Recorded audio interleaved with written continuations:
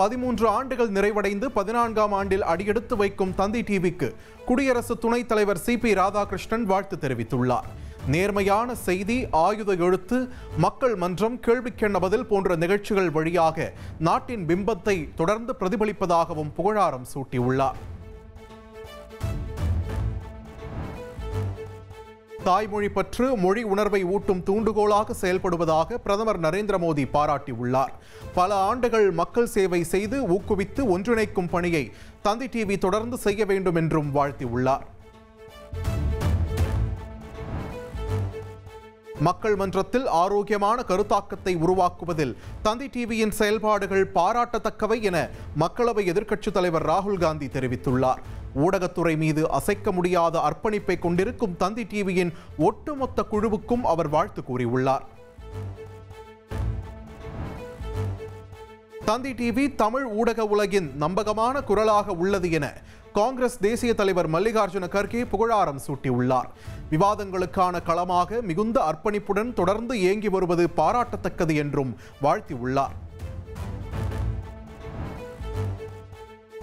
தந்தி TV என்றால் அனைத்து தரப்பு மக்களுக்கும் இடமளிப்பது, நடுநிலையாக செய்திகளை வெளியிடுவது போன்ற அம்சங்களே தமிழக மக்கள் மனதில் தோன்றும். பெருமதிப்பிற்குரிய சீபா ஆதித்தனார் காட்டிய ஊடக வழியில் தந்தி டிவியும் செய்திகளை வழங்கி வருவது சிறப்பானது என்றும் முதலமைச்சர் மு.க.ஸ்டாலின் பாராட்டியுள்ளார். பெருமதிப்பிற்குரிய சீபா ஆதித்தனார் அவர்கள் காட்டிய ஊடக வழியில் தந்தி தொலைக்காட்சியும் செய்திகளை வழங்கி வருவது சிறப்பு. தந்தின்னு சொன்னால் தமிழ்நாட்டு மக்கள் மனசில் என்ன தோன்றும்னா, அனைத்து தரப்பினருக்கும் இடமளிக்கிறது, நடுநிலையாக செய்திகளை வெளியிடுறது, இந்த அம்சங்கள் தான் மனசில் தோன்றும்.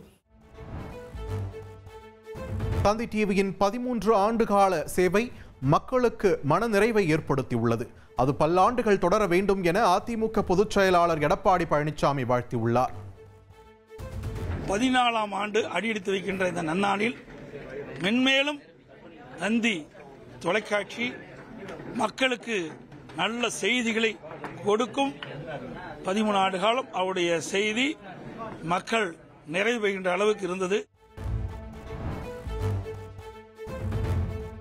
டெல்லி கார் குண்டுவெடிப்பு தொடர்பான விசாரணையில் திடுக்கிடும் தகவல் வெளியாகியுள்ளது.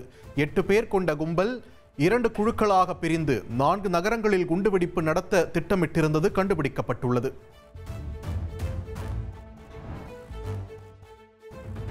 டெல்லியில் குண்டு வெடித்த காரை ஓட்டியது மருத்துவர் உமர்தான் என்பது உறுதியாகியுள்ளது. உமரின் தாய் சகோதரர்களின் DNA மாதிரி 100% பொருந்துவதாக டெல்லி காவல்துறை தெரிவித்துள்ளது.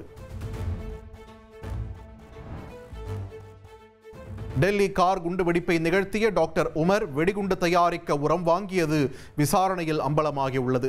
உரம் வாங்க மருத்துவர்கள் முசமில், ஷாஹின் 26 லட்சம் ரூபாய் ஏற்பாடு செய்து கொடுத்ததையும் புலனாய்வுத்துறை கண்டுபிடித்துள்ளது. காஷ்மீரில் 13 இடங்களில் தீவிரவாத தடுப்பு பிரிவு அதிரடி சோதனை. டெல்லி கார் குண்டுவெடிப்பு சம்பவம் எதிரொலியாக சோதனை நடத்தப்படுகிறது. தலைநகர் டெல்லியில் நடந்த கார் குண்டுவெடிப்புக்கு உள்துறை அமைச்சர் அமித்ஷா பொறுப்பேற்க வேண்டாமா என முரசொலி நாளிதழ் கேள்வி எழுப்பியுள்ளது. கார் குண்டுவெடிப்பு சம்பவம் பாஜக ஆளும் மாநிலத்தில் நடந்ததால் கட்சியினர் அமைதி காப்பதாக கட்டுரையில் தெரிவிக்கப்பட்டுள்ளது.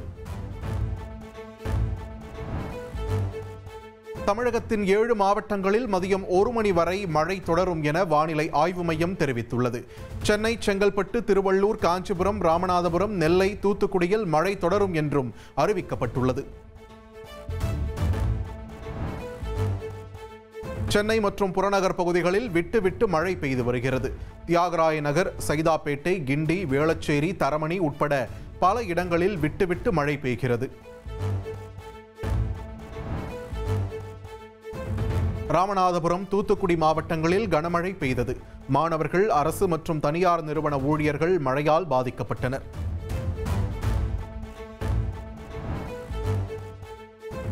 சென்னையில் ஆபரண தங்கத்தின் விலை சவரனுக்கு 1600 ரூபாய் உயர்ந்துள்ளது. ஒரு சவரன் தங்கம் 94,400 ரூபாய்க்கு விற்பனை செய்யப்படுகிறது.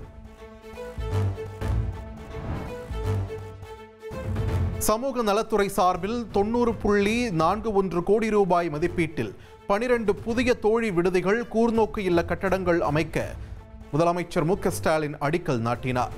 சென்னை ராயபுரம் அரசினர் குழந்தைகள் இல்லத்தில் 7 கோடி ரூபாய் செலவில் கட்டப்பட்டுள்ள புதிய கட்டடத்தை திறந்து வைத்தார். கர்நாடகாவில் 18 முதல் 52 வயது வரை உள்ள பெண்களுக்கு ஆண்டுக்கு 12 நாட்கள் மாதவிடாய் விடுப்பு வழங்கும் நடைமுறை செயல்பாட்டிற்கு வந்தது.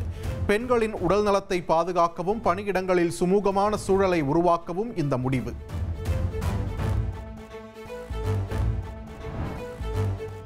கடந்த ஓராண்டில் தந்தி டிவி கேமராக்களின் திக் பயணங்கள், திடுக்கிட வைக்கும் திருப்பங்கள், செய்திகளில் சொல்லாத கதை இன்று மாலை 5 மணிக்கு ரிப்போர்ட்டர்ஸ் டைரி தந்தி டிவியில் ஒளிபரப்பாகிறது.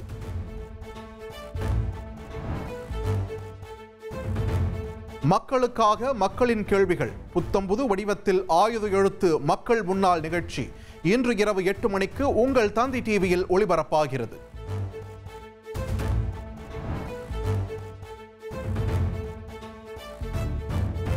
மக்களை கவர்ந்த ஹீரோ யார், இலசுகளின் பல்ஸ் பிடித்த இசையமைப்பாளர் யார் என்பது குறித்து தந்தி டிவியின் டிஜிட்டல் சர்வே நடத்தியது. கிரிக்கெட் தொடங்கி மொழி தேர்வு வரை நடத்தப்பட்ட சர்வே முடிவுகள் இன்று மாலை 6 மணிக்கு தந்தி டிவியில் பார்க்கலாம். சென்னை தேனாம்பேட்டையில் இன்ஸ்டாகிராமில் பள்ளி மாணவிகளிடையே வார்த்தை மோதல் ஏற்பட்டது. மாணவிகள் குடும்பத்தினரிடையே ஏற்பட்ட கைகலப்பில் ஒருவர் கத்திக்குத்து, ஒருவரை போலீசார் கைது செய்தனர்.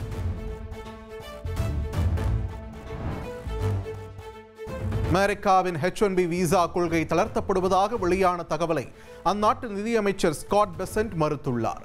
திறமை வாய்ந்த வெளிநாட்டு பயனாளர்களை வைத்து அமெரிக்கர்களுக்கு பயிற்சி அளித்த பிறகு மீண்டும் தாய்நாட்டிற்கு அனுப்பிவிடுவோம் என்று கூறியுள்ளார். அமெரிக்காவில் அரசு நிர்வாகம் செயல்பட இடையூறாக இருந்த செலவின மசோதா நாடாளுமன்றத்தின் இரு அவைகளிலும் நிறைவேறியது. அமெரிக்க அரசு நிர்வாக முடக்கத்தை முடிவுக்கு கொண்டு வருவதற்கான மசோதா அமெரிக்க செனட்டில் நிறைவேறியது.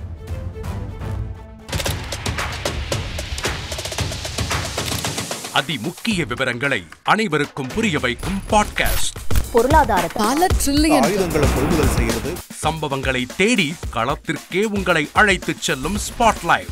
அங்க இருக்கக்கூடிய கள விவரங்கள் என்ன? இந்திய ராணுவம் 5 வருஷமாவே சார் எனக்கு ரொம்ப பிடிக்கும் அவர் வர்றதுக்காக.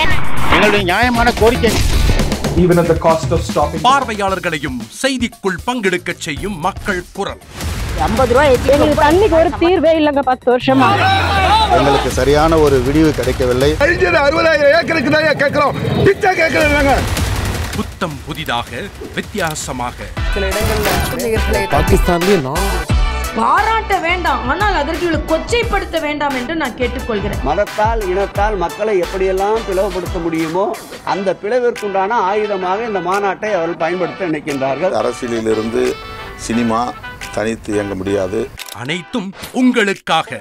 எப்போதும் இணைந்திருங்கள் தந்தி டிவியுடன்.